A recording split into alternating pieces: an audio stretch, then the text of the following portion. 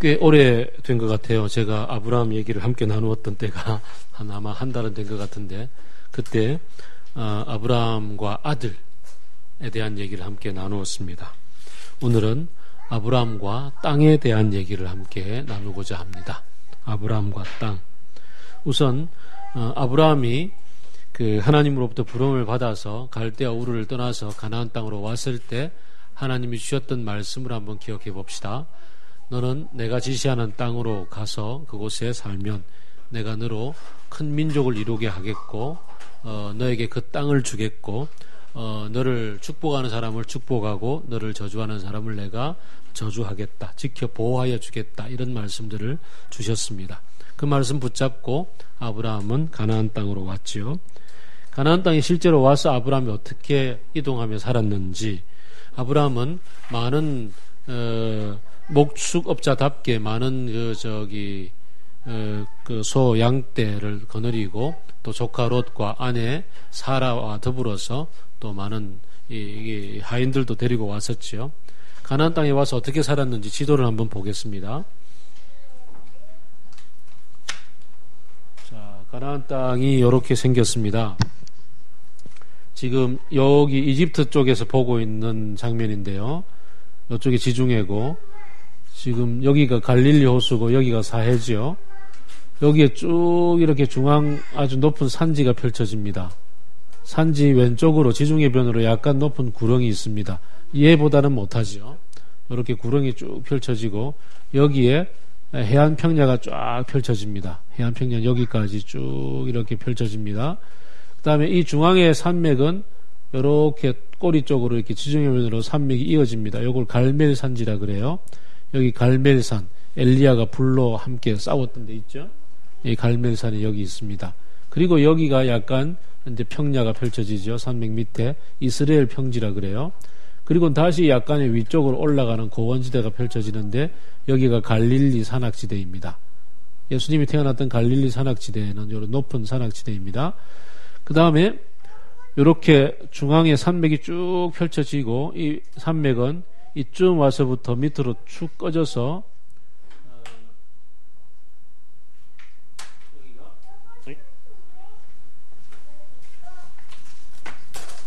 여기가 부엘세바고요. 여기서부터 시작해서 여기가 산맥이 툭 꺼져서 여기가 이제 약간의 평야지대, 그리고는 여기는 다시 광야지대가 펼쳐집니다. 광야지대. 여기서 쭉 광야가 여기 시나이 반도까지 전체 이어지죠. 광야. 그 다음 이 중앙산지 오른쪽에는 급경사지대를 이루고 있는 광야가 펼쳐집니다. 유다 광야라고 하죠. 이 광야가 쭉 펼쳐지는 밑에 여기 요단강이 흘러가죠. 요단강, 그리고 사해, 여기가 해하 400m라고 그랬습니다. 그리고 나서 이 요단강이 골짜기 바로 동쪽에 다시 높은 깎아지른 절벽들이 있고 이 절벽 위에 고원이 쫙 펼쳐집니다. 이 고원, 요즘 이제 요르단 지역이죠. 이 고원의 목축업이 아주 유명하죠. 그러면 이제 여기 위에 있는 메소포타미아 지방에서 여기 아래에 있는 이집트까지 오는데 대부분 이렇게 올 수도 있겠죠. 이렇게 오면 이 아라바 골짜기 진흙탕들, 이 역청구덩이 여기를 지나야 되기 때문에 대상들은 이렇게 와서 여기를 통과하기 힘듭니다. 그래서 이 길을 잘 택하지 않고 여기서부터 와서 이 평야지를 거쳐와서 갈릴리로 넘어서 여기 갈멜산지의 골짜기를 지나서 여기 주로 이제 여기 가장 유명한 골짜기가 머깃도 골짜기가 있어요. 머깃도 골짜기를 지나서 해안평야를 따라서 이렇게 밑으로 그 이집트까지 다닙니다. 해안길이겠죠? 해안길. 근데 여기 이 사해로부터 시작해서 여 밑에 에시온 게벨이라는 이 홍해 지역에 있는 항구 도시까지 여기 골짜기가 이어지는데 얘보다 높아요. 사해보다는 좀 높지만 어쨌든 골짜기예요. 물은 없지요. 근데 이 아라바 광야라고 적혀있는 이 골짜기에 노천 구리 광산들이 되게 많지요. 역청도 많고. 그래서 옛날에 이 지역을 관할하고 있던 지역 맹주들이 여기 메소포타미아 지방이 힘이 세서 쳐내려와서 구리를 조공으로 받아갔었죠. 근데 얘들이 독립을 하겠다고 선언하니까 북방 내왕들이 연합해서 쳐들어와서 초토화시키고 올라갔던 적이 있습니다. 이때 롯도 사로잡혀 갔었죠. 그때 아브라함은 이 동네에 살고 있었는데 이 동네에서 쭈르륵 이 산길을 따라 올라가 가지고 여기서 격퇴하고 빼앗아서 돌아왔습니다. 그래서 이제 왕들이 쳐들어왔다고 해서 이쪽에 있는 길을 왕의 대로 이렇게 부르고 이쪽 길을 해안길이라고 부릅니다. 대충 이렇게 이제 지도가 펼쳐지고 있습니다. 그림이 그려지죠. 주로 이제 이 광야지대와 이쪽에 유대 광야 지역에 목축을 하고 이쪽은 주로 농사를 지어요. 그러면 이 광야지대 목축업자들이 농산물들하고 서로 교역을 해야 될 거 아니에요. 교역을 하는 곳이 바로 여기 있는 브엘세바 이리로 모여가지고 서로 교역을 해요. 그럼 여기가 굉장히 이제 발달한 도시가 되겠죠. 뭐 대충 그런 정도 그림을 그려 보겠습니다. 여담으로 하나 얘기하면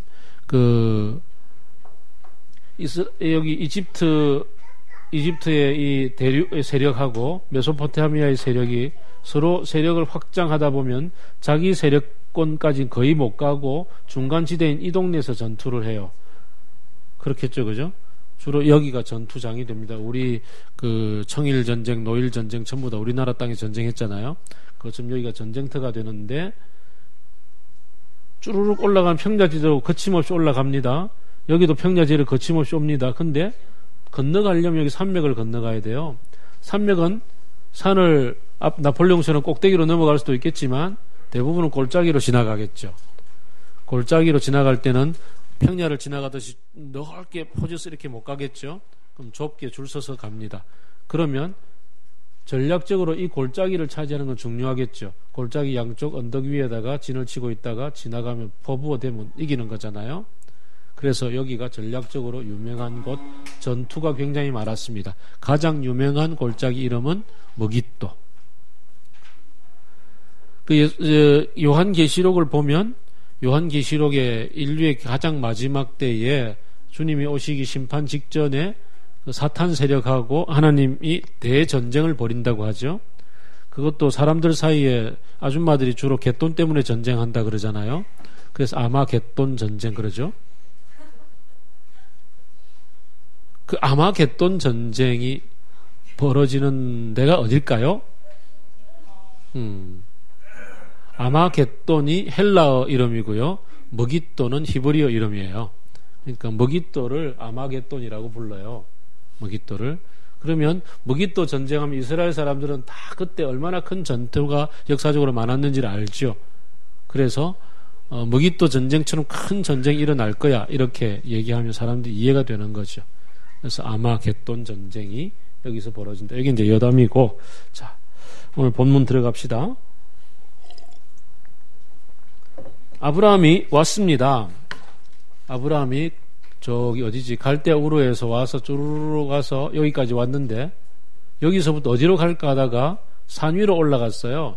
산 위로 쭈르륵 올라가서 맨 먼저 세겜, 여기가 사이 여기쯤에 돼요. 여기 세겜 여기겠네. 세겜과 아이 사이 여기에다가 맨 먼저 자리를 틀고 이쪽 비탈에다가 목축을 시작을 했어요. 그래서 모래 상수리 나무 근처 여기 살았어요.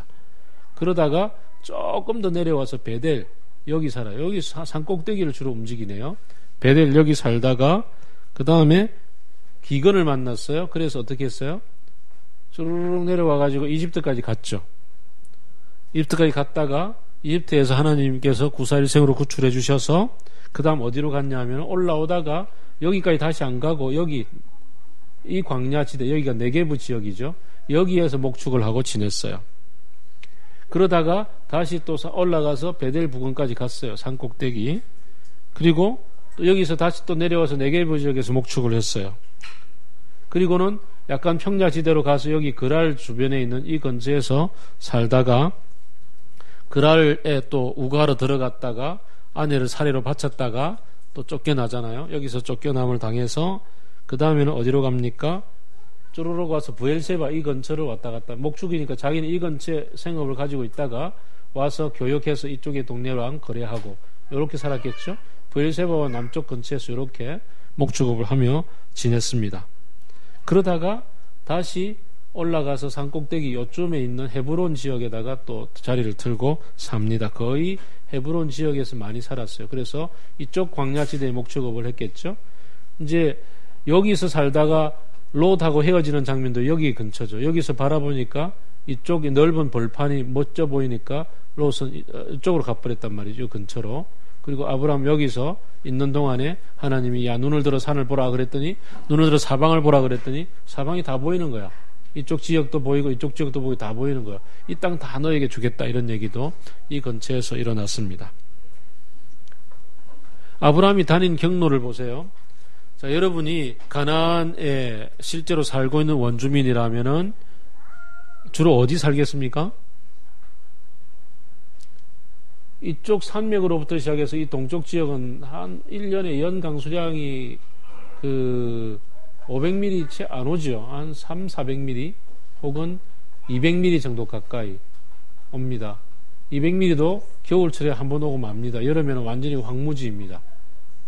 여기는 비가 제법 많이 와요. 그래서 많은 곡식 올리브도 있고 포도도 있고 작물들이 많아요. 어디 살까요? 주로 여기 살겠죠. 가나안 원주민들은 주로 여기 살고 있어요. 그러면서 농사를 짓고 있죠. 그래서 농경과 관련해서 많은 이제 신들도 등장하죠. 그래서 가나안 사람들은 주로 농사는 해마다 반복되잖아요. 그래서 늘 신은 해마다 이렇게 음력 주기나 양력 주기를 따라 죽고 새로 태어나고 이러는 신화를 만들어내기도 하고, 그 다음에 또 신전에서 주로 이제 그 남창들이 좀 많기도 하고, 거기서 혼교도 벌어지고, 하여간 풍산제의가 많이 벌어지는 그런 곳이 여기겠죠. 그들의 신들도 다 신교로 살고 있고. 그래서 아브라함은 목축업을 하니까 굳이 여기 올 필요는 없겠고, 여기 오려고 그러면 한판 전투를 치러야 되거나 기타 여러 가지 갈등이 일어날 때가 많으니까 주로 산 꼭대기를 다니며 이 지역까지 갔다가 이렇게 다니며 살았단 말이죠. 주된 민족들은 여기 살고 있고, 아브라함은 이 사람 드문, 인적 드문 이 산 꼭대기를 주로 다니며 광야 쪽을 살았어요. 목축업자들은 그냥 떠돌이 생활이잖아요. 떠돌이 생활을 하는 사람들에게 하나님이 약속을 주셨어요. 내가 지시하는 땅으로 가라. 그 땅을 너와 내 자손에게 주겠다라고 얘기를 하셨습니다. 아브라함에게 이 땅을 주겠다라는 말씀은 어떻게 들렸을 것 같습니까? 별 감흥이 없겠죠, 그죠? 별 감흥이 없을 거예요. 지금 우리 20대 청년들에게 죽음을 준비하시기 바랍니다. 이러면 별 감흥이 있을까요? 어? 별 감흥이 없을 거예요. 그죠? 이제 저 나이쯤 되면 제 친구들이 모이면 주로 이제 아내에게 잘해야 된다. 그래야 노후가 보장된다. 이런 얘기를 주로 하는데, 지금 이제 막 결혼한 우리 신혼부부 누가 있노? 오늘 왜 신혼부부가 안 보여? 아, 여기 있네. 지금 정연이에게 아내에게 잘해야 된다. 이런 얘기하면 얘기가 들릴까요? 별로 감동이 별로 없을 때가 많겠죠. 그것처럼 목축업자인 아브라함에게는 땅이라는 게 그렇게 크게 다가온 것 같지가 않습니다. 한 번 있습니다. 한 번 언제냐 하면은 13장 때인데요. 아브라함이 이집트 갔다가 오히려 가축이 풍성해져 가지고 왔어요. 그래서 이 동네에 같이 살고 있는데, 보시다시피 이 넓은 땅에 비하면 이 산꼭대기와 유대 광야는 굉장히 좁잖아요. 그러니까 여기에 롯 목도 있고 자기 목도 있으니까 살기가 부족하니까 이것 때문에 헤어지자 그랬어요. 그래서 헤어졌어요. 그래서 롯은 일로 가고 자기는 여기 남았는데, 지금 지난번에 나눴던 말씀처럼 아브라함은 자식이 없었기 때문에 자기 조카 롯을 양아들로 삼고 있었단 말이죠. 양아들로 삼고 있던 그가 아주 떠나버렸단 말이죠. 그러고 나니까 마음이 할 거 아니에요. 이럴 때 그것도 좋아 보이는 땅으로 갔잖아요.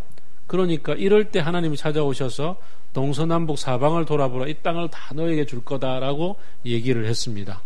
이럴 때 한번 마음에 뭔가가 와 닿았겠죠. 그런데 그때 와 닿았다 하더라도 지금 갈등이 뭐였어요? 목축을 하는 데 있어서 이 지경 전체에 양을 어떻게 먹이느냐에 대한 문제지, 근원적인 소유권은 그에게 별 갈등 요소도 안 되는 거죠. 별 관심이 없어요. 그냥 오늘 먹이다가 다른 데 떠나면 되거든요. 그랬던 아브라함이었기 때문에 그때 하나님 주셨던 말씀이 한번 다가왔었어도 서로 갈등하는 문제. 또 나중에 보게 되면은 어디에요? 21장을 보게 되면은 여기 브엘세바 근처에 머물고 있을 때에 아브라함이 여기서 목축을 하는데 가축도 물을 먹어야 되니까 광야에서 제일 귀한 게 물이고, 그래서 깊이 있게 우물을 여러 곳에 파요. 여기는 지면에 물이 없으니까 우물을 굉장히 깊게 파고, 이 우물을 파는데 우리가 생각하는 우물하고 달라요. 우물을 어떻게 파느냐, 제가 그 그림을 못 가져왔네요. 우물을 파는데 적어도 직경 50m 정도는 좋게 되는 큰 웅덩이를 파요. 그것도 지하로 한 100m 파요.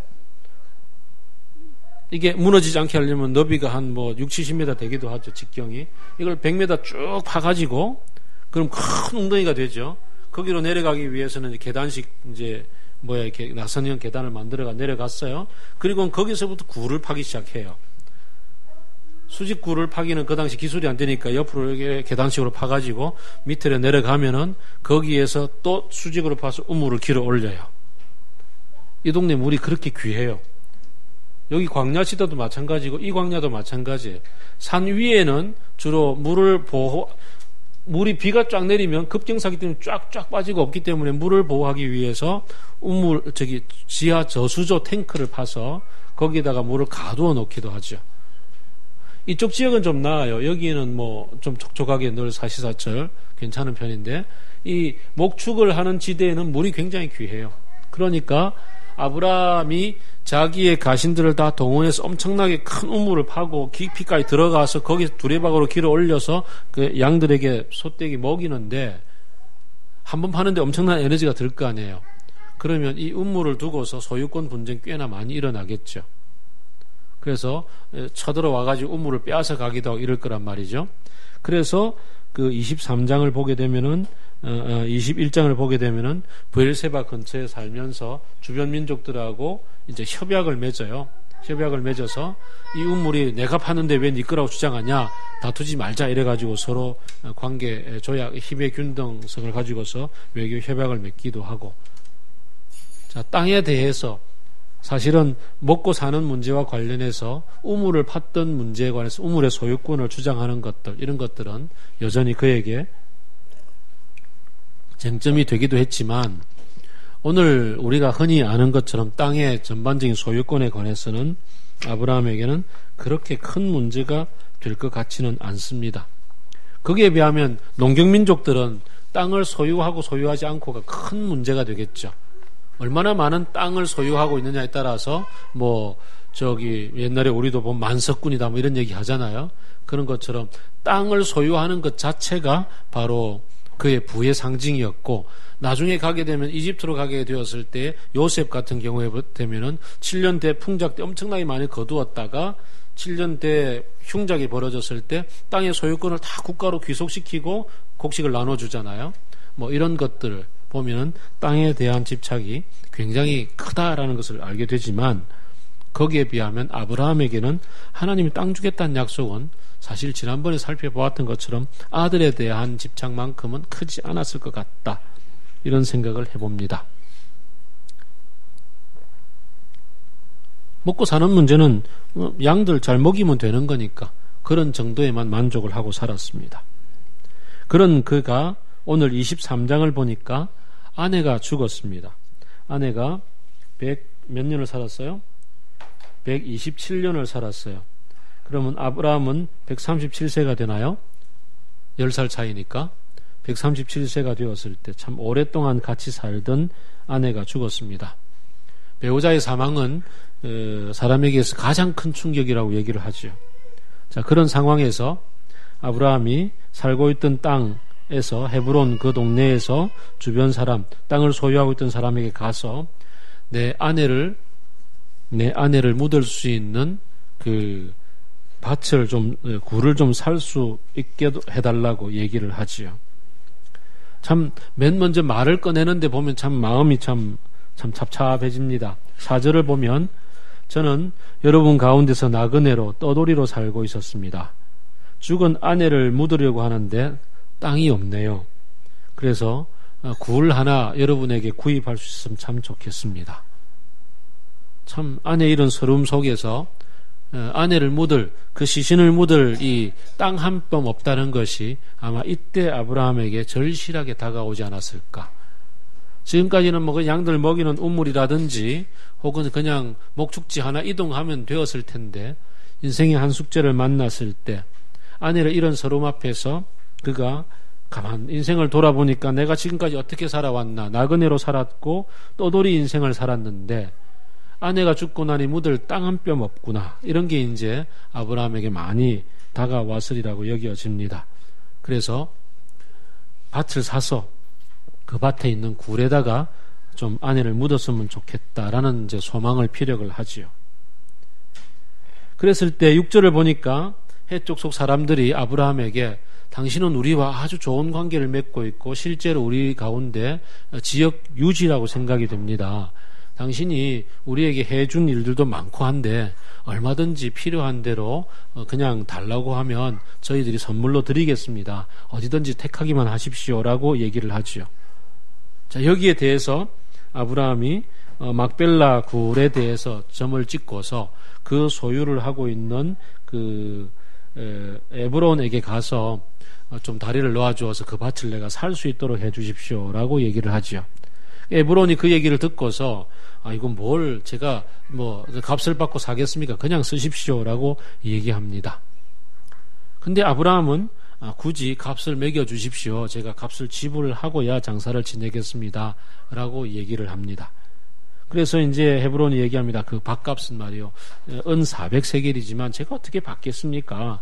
그랬더니 굳이 또 400세겔을 계산해서 주고, 그리고는 매매 계약서 작성하고 공증하고, 그렇게 해서 이제 대대로 아브라함의 소유가 됩니다. 그리고 장사를 지냅니다.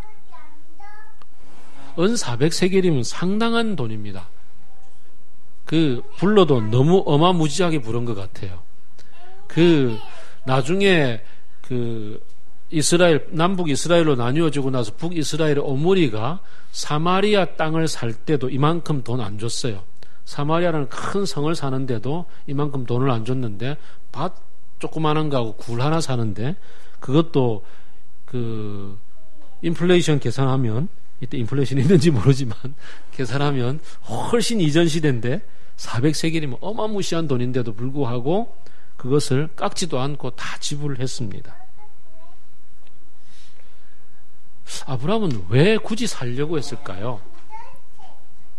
아마 우선 짐작해 볼 수 있는 것은, 선물로 받았으면 나중에 언젠가 다시 내도록 할 수도 있겠죠. 뭐 세대가 바뀌고 나면 우리 아버지가 그냥 준 거 아니야? 증서 있어 가져와봐 이러면 할 말이 없죠. 그러면 그냥 뺏길 수도 있겠다. 그런 측면에서는 아내를 묻는 무덤에 대해서 소유권을 갖고 싶은 아브라함의 마음은 충분히 일단 기본적으로 이해가 됩니다. 자, 근데 이제 아브라함에게 하나님이 주신 약속이 있잖아요. 동서남북 다 쳐다봐, 이 땅을 내가 너에게 주겠다. 근데 이 아내가 죽고 나서 돌아보니 땅 한 뼘도 차지하지 못하고 이런 거 밭 한 떼기도 없는 이런 자신의 처지를 하나님 앞에서 돌아보면서, 하나님 도대체 내게 땅 주시겠다는 거 어디 갔습니까? 여기까지 내가 지금 왔는데 이 인생 살 동안 하나님이 내게 주신 거라고는 겨우 아들 하나 주셨네요. 뭐 이런 정도밖에 없을까요? 그래서 하나님이 안 주시니 내가 돈을 주고라도 사야겠습니다. 이런 마음으로 아브라함이 욱하는 마음으로 샀을까요? 최근에 욱하는 마음으로 독립하겠다고 선언했던 사람들이 있습니다. 강남구 사람들이, 서울의 강남구 사람들이 강남 자치구 하겠다고. 왜냐하면 한전부지터를 팔면은 몇 조가 나오는데 그 수익을 전부 다 서울시가 가져가서 분파해서 나누겠다고 하니까, 우리가 이거면 10년 동안 우리 세금 하나도 안 내도 우리 사는데 이러면서 독립하겠다는 욱하는 마음이 나왔다가 몰매를 얻어맞고 지금 휘청휘청하고 있는 사람들이 있습니다. 그것처럼 아브라함이 욱하는 마음으로 하나님이 안 주시니 내가 사야겠다 이러고서 샀을까? 사실 오늘 본문 바로 앞에서 아브라함은 이삭을 바치는 장면이 있거든요. 그러니 아브라함이 하나님 앞에서 이삭을 바치기까지의 결단의 과정도 있고, 하나님이 자기의 인생의 가장 큰 숙제였던 그 아들의 문제를 이렇게 같이 풀어나가시는 그런 인생의 가장 중요한 사건을 경험했던 아브라함이 하나님 앞에서 이런 욱하는 마음으로 했을 것 같지는 않습니다. 자, 그러면 또 어떤 마음이 있을까요? 그래, 그러면 하나님이 이 땅을 나와 내 자손에게 주시며 당신의 나라를 이루겠다고 하셨으니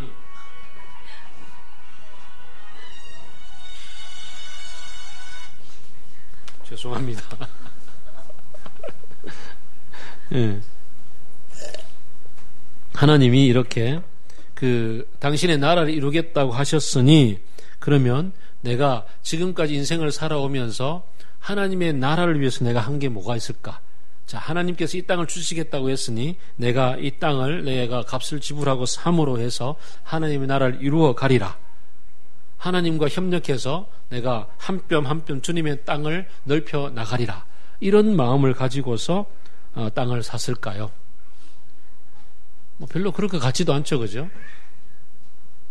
그런 큰 엄청난 마음을 가지고서, 원대한 꿈을 가지고서 결단하고 그렇게 간 것 같지도 않습니다. 지금 사실 아브라함에게 있어서 가장 큰 문제는 아내가 세상을 떠났다는 충격이잖아요. 그 슬픔이잖아요.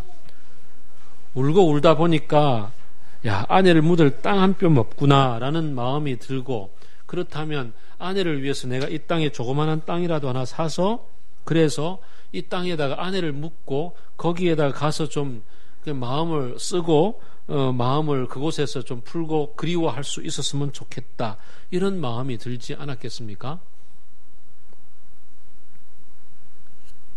히브리서 11장 8절부터 10절이나 13절부터 16절을 보게 되면은 아브라함이 가나안 땅에 살면서 어떤 마음이었는지에 대해서 잘 적고 있습니다. 히브리서가 해석을 해내는 것이긴 합니다만, 믿음으로 그는 약속하신 땅에서 타국에 몸을 붙여 사는 나그네처럼 거류하였으며 같은 약속을 함께 물려받은 이삭과 야곱과 함께 장막에서 살았습니다. 그는 하나님께서 설계하시고 세우실 튼튼한 기초를 가진 도시를 바랐던 겁니다. 라고 얘기하고요. 이 사람들은 모두 믿음을 따라 살다가 죽었습니다. 약속하신 것을 받지는 못했지만 그것을 멀리서 바라보고 반겼고 땅에 사는 동안에 길손과 나그네의 신세임을 고백하며 살았습니다. 라고 얘기합니다. 땅에 대해서 큰 미련을 갖지 않고 살았다라고 히브리서가 해석을 해주는 거죠. 그런데 많은 이제 신학자들은 이 아브라함의 이 헤브론의 이 막벨라 굴을 산 것을 가지고서 하나님이 아브라함을 통해서 이루어 주시겠다고 했던 약속 중에 아들 주시는 것, 그 다음에 땅을 주시는 것이 비로소 이루어졌다라고 해석을 해요. 비로소 이루어졌다. 이제 조그만 아주 상징적인 한 점을 얻었단 말이죠. 나중에 본격적인 것은 출애굽을 해서 얻게 되겠지만, 그러나 적어도 상징적인 이 막벨라 굴은 하나님의 나라에 땅을 얻는데 아주 중요한 출발점이 되었다라고 해석을 합니다. 아브라함이 과연 하나님의 나라의 원대한 꿈을 알아서 내가 땅을 삼으로 하나님의 나라의 그 일을 이루어 가겠다는 생각을 하지는 않았을 거라고 이미 말씀을 드렸습니다. 그가 인생 가운데 살아가면서 슬픔은 슬퍼하고 슬픔을 겪는 가운데서 아내를 묻을 땅 하나 얻었으면 좋겠다 생각하고, 그래서 오늘 본문을 보게 되면은 굳이 그냥 쓰라고 하는 것조차도 내가 가서 늘 기억하고 기념하고 함께 울 수 있는 곳이고 아내를 기억하는 땅이면 좋겠다는 마음까지 가서 땅을 샀는데, 달라는 돈 다 줘가면서 샀는데, 신학자들이 해석하는 것처럼 이것이 하나님께서 이 이스라엘 땅을, 가나안 땅을 이 아브라함과 그의 자손에게 주시고 이제 이곳에서 당신이 왕이 되시고 그의 백성들이 함께 살아가는 나라를 이루는데 첫 출발점이 되는 일이 시작이 되었단 말이죠. 그 일을 아브라함이 돈을 주고 삼으로서 시작이 되었습니다. 참 재밌는 표현은요, 좀 전에 박 목사님께서도 말씀을 나누실 때 주셨던 말씀처럼 예수님도 이 땅에 오셔서 살아가시면서 함께 하나님의 뜻을 이루어 가는데 이를 통하여서 아버지 하나님의 뜻을 이루는 것이 옳도다 이런 얘기를 참 많이 하시잖아요. 그런데 그 말씀을 이루어 감에 있어서 아브라함은 굳이 생각하지 않았는데도 불구하고 그 일이 그게 이르기까지 놀라운 결과를 보였단 말이죠. 어떻게 보면 그 막벨라 굴을 산 것을 통해서 이 막벨라 굴이 그로부터 시작해서 아브라함의 가게의 가족묘가 되게 함으로 해서 이 첫 출발점이 되게 하신 것은 하나님이시지요. 아브라함의 자연적인 어떻게 보면 생각과 선택이 하나님께서 그것을 이 가나안 땅을 하나님의 땅으로 하나님의 나라의 모델로 삼아 가시는데 한 자그마한 출발점으로 사용하셨단 말이죠. 로마서가 얘기하는 것처럼 합력하여 선을 이루시는 하나님 앞에서 그 일이 이루어져 가는 결과를 후대 신학자들이 해석을 했고, 히브리서는 해석하기를 그들은 멀리서 그것을 바라보며 나그네로 사는 삶을 살아갔었다라고 그 반대의 경우를 얘기해주고 있습니다. 우리가 인생을 살아가면서 자연스럽게 인생 한 뼘 한 뼘을 살아가면서 그래, 내가 오늘 이 자매와 결혼하는 것은 하나님의 나라의 지평을 넓혀가는 거야.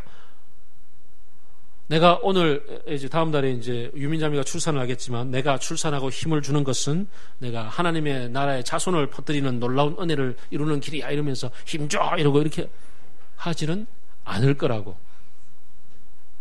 자연스럽게 우리의 인생을 살아가면서 필요한 것들에 대해서 기도하고 구하고 또 함께 또 강구해 나가며 또 직장을 가지며 함께 결혼해서 집을 구하고 살아가며 아이를 낳고 양육해 나갈 텐데, 그 과정 속에서 하나님께서 함께 개입하심으로 그 모든 일들 속에 하나님이 원하시는 뜻이 함께 포함되어져서 이루어가도록 도와주시는 것이 아닌가.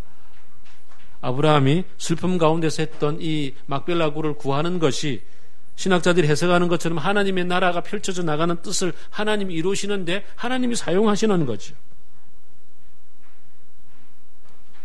이럴 때 오늘 아브라함의 태도는 매우 중요합니다.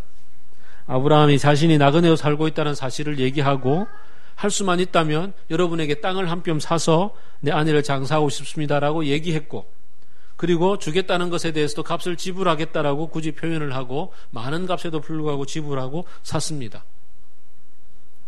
만약에 이 헤브론이 그에게 에브론이 그에게 땅을 팔지 않겠다, 끝까지 팔지 않겠다고 했다면 아브라함은 어떻게 했을 것 같습니까?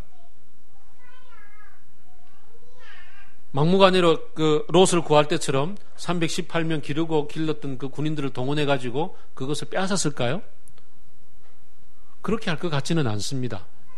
그는 아마 그냥 그렇다면은 제가 할 수 없이 주시는 대로 그냥 장사를 지내겠습니다라고 받아들였을지도 모르지요. 그랬을 때 또 하나님은 또 다른 길을 또 그 속에서 펼쳐주시겠죠. 그런데 또 다른 얘기를 한번 오버랩 시켜봅시다. 아브라함이 이집트로 내려갔습니다. 이집트로 내려가면서 기근을 피해서 내려갔는데 그의 아내 사라를, 그 당시는 이름이 사레였죠. 사레를 선물로 이렇게 포장해서 바쳤습니다. 또 그랄로 갔을 때도 선물로 포장해서 바쳤습니다. 그때 하나님은 직접 개입하셔서 그 사건을 다시 되돌이키시기 위해서 꽤나 많이 애를 쓰셨습니다. 로마서가 얘기하는 것처럼 합력해서 선을 이루시는 하나님은 그곳에 들어가셔서 선의 결과, 하나님 원하시는 결과를 이루시기 위해서 애를 쓰셨습니다. 오늘 이 막벨라 굴을 사는 데 있어서 하나님은 별로 신경 안 쓰시는 것 같습니다. 가만 되는 대로 그냥 지켜보고 계셨습니다. 그러나 그것이 하나님 나라에 있어서 가나안 땅에 아주 중요한 한 상징적인 사건이 되어지고 아브라함의 영원한 소유가 되어지는 것으로 이어져 가게 됩니다. 한 사람이 이 막벨라 굴을 얻기까지 아브라함이 거쳐왔던 인생을 돌아보게 되면 그 아들을 모리아 산에서 바치기에까지 하나님 앞에 결단하는 과정도 최정점을 찍기까지 참 많은 들쭉날쭉하는 사건을 경험하면서 하나님 앞에 자기 인생 전체를 드리기까지 자라온 것을 보게 됩니다. 그가 하나님 앞에 자기 인생을 드리기로 결단하고 자라는 순간 그의 인격은 아주 성숙의 최고조에 달했다 할 수 있겠죠. 그리고 그의 성숙한 인격으로 말미암아서 그가 내렸던 하나의 결정들은 자연스럽게 하나님 나라의 또 다른 의미로서 하나님 앞에서 받아들여지게 됩니다.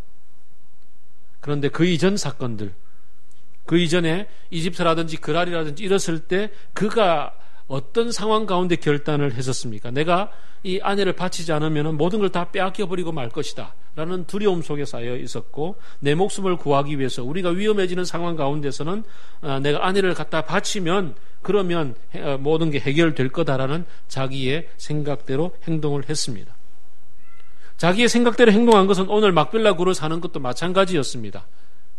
그러나 이 막벨라 굴을 살 때의 행동은 하나님 앞에서 순적하게 받아들여졌던 반면에, 합력해서 아름다운 결과를 이루는 반면에, 그가 이집트에서 혹은 그랄에서 사고쳤었던 것은 하나님이 가서 수습할 수밖에 없는 상황이 되었습니다. 야곱은 또 어떻습니까? 야곱은 태어나면서부터 그의 성정의 특징이 속이는 사람이라고 했습니다. 교활한 성격들이 꽤나 많았습니다. 그랬던 그가 하나님은 그에게 뜻을 두셨습니다. 에서보다도 너로 하여금 너에게 이 장자권을 주고, 이 아브라함의 이렇게 그 장자권, 그러니까 아브라함의 가계를 이어가는 정통성을 너에게 부여하겠다라는 하나님의 뜻을 이미 그는 알고 있었습니다.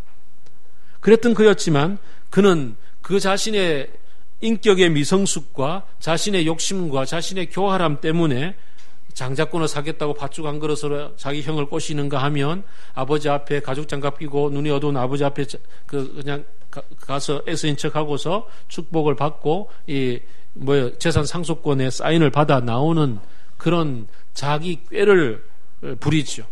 그 결과 하나님은 그에게 어떤 일을 하십니까?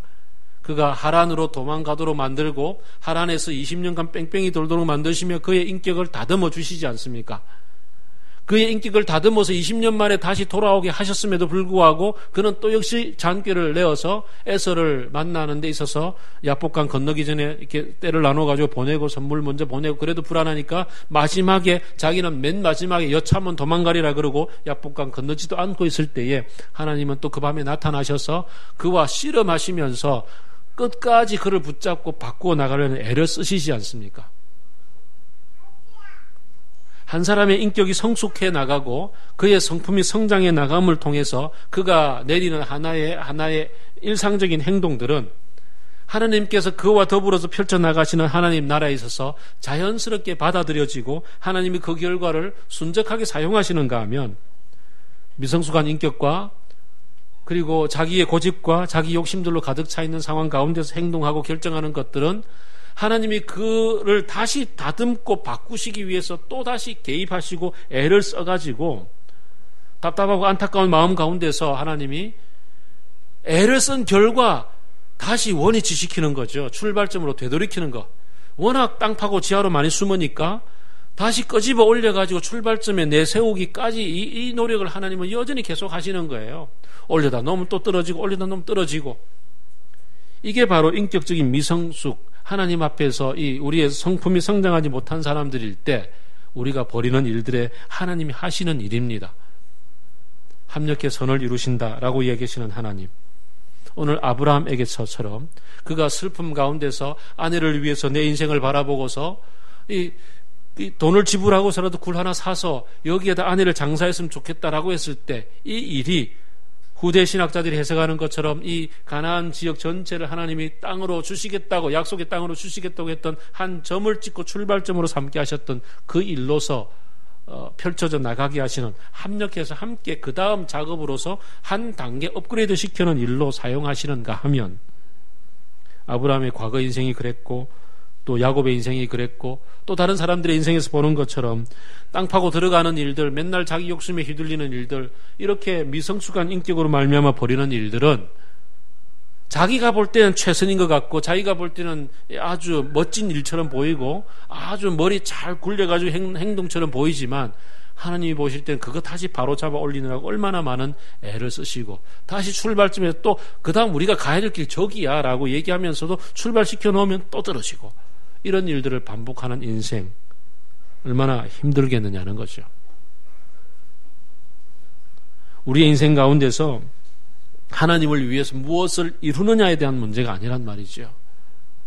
하나님을 위해서 내가 무언가 거창한 것을 드리겠습니다라고 이것도 했고 저것도 했고 저것도 했습니다라고 그렇게 얘기하는 것 자체가 중요한 게 아니라 우리의 마음속에 하나님을 닮아가고자 하는 성품과 하나님의 인격으로 이렇게 성숙해 나가는 과정이 있을 때 우리의 일상 가운데서 펼치는 자연스러운 행동과 결정들이 하나님 마음하고 잘 맞아서 그래서 하나님의 나라에도 한 단계 그 다음 단계로 나아가는 일들로 결과 지워진다는 것을 말씀드리고 싶은 겁니다.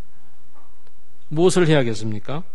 가장 중요한 것은 인생에 있어서 뭔가 굵직하고 큰 일을 이루었다가 아니라 오늘 하루하루 주님을 닮아가는 그 성품의 성숙과 성장에 더욱더 우리의 마음과 우리의 중심을 들여야 된다는 말씀을 드리고자 합니다.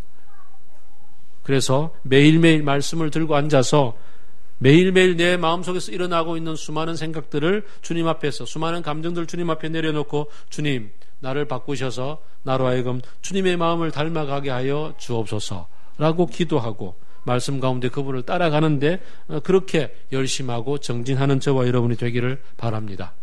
그러다 보면 우리의 인생 가운데 우리가 내리는 결정 하나하나가 자연스럽게 주님과 더불어서 주님의 나라의 아름다운 열매들로 자라지 않겠습니까? 그런 소망을 가져보자고요. 그래서 여러분들에게 다시 말씀을 드립니다. 매일매일 말씀을 붙잡고 묵상하는 시간을 놓치지 맙시다. 매일매일 주님 앞에 기도하는 시간을 놓치지 맙시다. 매일매일 제가 힘을 다해서 아침 새벽마다 녹음해서 올리고 있는 큐티 목소리 나눔을 여러분 좀 외면하지 마시기 바랍니다.